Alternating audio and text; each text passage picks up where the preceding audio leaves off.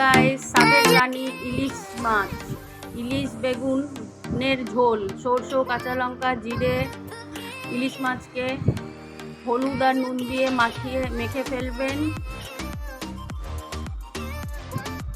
তেল গরম হলে কড়াইয়ের মধ্যে এক এক করে মাছ দিয়ে দিবেন, মাছটাকে হালকা করে ভাজবেন। তারপরে বেগুন হলুদ মাখিয়ে বেগুনটাকে ফ্রাই করে নেবেন হালকা।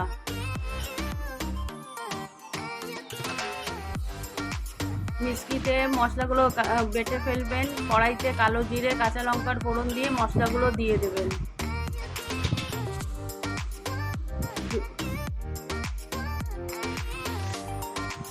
ঝোল ফুটলে পরে এক এক করে মাছ আর বেগুনগুলো দিয়ে ফেলবেন।